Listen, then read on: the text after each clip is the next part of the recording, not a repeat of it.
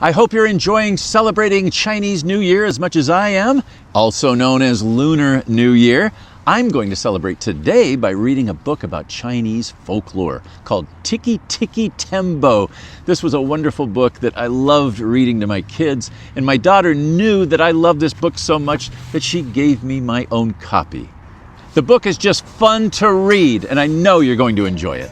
Retold by Arlene Mosel, illustrated by Blair Lent from 1968. It's Tikki Tikki Tembo. Once upon a time, long, long ago, it was custom of all fathers and mothers in China to give their first and honored sons great long names. But second sons were given hardly any name at all. In a small mountain village, there lived a mother who had two little sons. Her second son she called Chang, which meant little or nothing. But her first and honored son she called Tikki Tikki Tembo, no Sarembo, Charibari Ruchi, Pit Peri Pembo, which meant the most wonderful thing in the whole wide world. Every morning the mother went to wash in a little stream near her home. The two boys always went chattering along with her. On the bank was an old well. "Don't go near the well," warned the mother, "or you will surely fall in."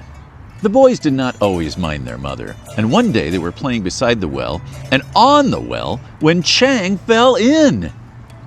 Tikki Tikki Tembo, no Sarembo, Charibari Ruchi, Pit Peri Pembo ran as fast as his little legs could carry him to his mother and said, "Most honorable mother, Chang has fallen into the well." "The water roars, little blossom, I cannot hear you," said the mother. Then Tikki Tikki Tembo, no Sarembo, Charipari Ruchi, Pit Peri Pembo raised his voice and cried, "Oh, most honorable one, Chang has fallen into the well." "That troublesome boy," answered the mother, "run and get old man with the ladder to fish him out." Then Tikki Tikki Tembo, no Sarembo, Charibari Ruchi, Pit Peri Pembo ran as fast as his little legs could carry him to the old man with the ladder and said, "Old man with the ladder, Chang has fallen into the well. Will you come and fish him out?" "So," said the old man with the ladder, "Chang has fallen into the well." And he ran as fast as his old legs could carry him. Step over step, step over step, he went into the well, picked up little Chang, and step over step, step, step, brought him out of the well. He pumped the water out of him and pushed the air into him, and pumped the water out of him and pushed the air into him. And soon, Chang was as good as ever.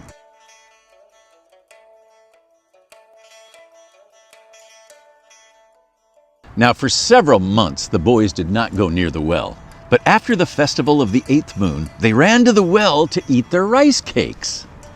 They ate near the well, they played around the well, they walked on the well, and Tikki Tikki Tembo, no Sarembo, Charibari Ruchi, Pit Peri Pembo fell into the well.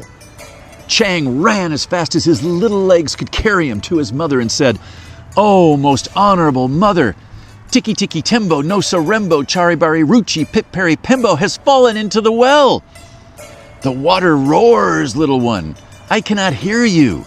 So little Chang took a deep breath. "Oh, mother most honorable," he panted. "Tikki Tikki Tembo, no Sarembo, Charibari Ruchi, Pit Peri Pembo has fallen into the well." "Tiresome child, what are you trying to say?" said his mother. "Honorable mother, Charibari Rembo, Tikki Tikki," he gasps, "Pip Pip has fallen into the well." "Unfortunate son, surely the evil spirits have bewitched your tongue. Speak your brother's name with reverence." Poor little Chang was all out of breath from saying that great long name, and he didn't think he could say it one more time. But then he thought of his brother in that old well. Chang bowed his little head clear to the sand, took a deep breath, and slowly, very slowly said, "Most honorable mother, Tikki Tikki Tembo, no Sarembo, Charibari Ruchi, Pip Peri Pembo is at the bottom of the well. Oh, not my first and honored son, heir of all I possess. Run quickly and tell old man with the ladder that your brother has fallen into the well." So Chang ran as fast as his little legs could carry him to the old man with the ladder. Under a tree, the old man with the ladder sat bowed and silent. Old man, shouted Chang. Come right away. Tikki Tikki Tembo, no Sorembo, Charibari Ruchi, Pit Peri Pembo has fallen into the stone well. But there was no answer. Puzzled, he waited. Then, with his very last bit of breath, he shouted, Old man with the ladder, Tikki Tikki Tembo, no Sorembo, Charibari Ruchi, Pit Peri Pembo is at the bottom of the well. Miserable child, you disturbed my dream. I had floated into a purple mist and found my youth again. There were glittering gateways and jeweled blossoms. If I close my eyes, perhaps I will again return. Poor little Chang was frightened. How could he say that great long name again? Please, old man with the ladder, please help my brother out of the old well. So, said the old man with the ladder, your mother's precious pearl has fallen into the well.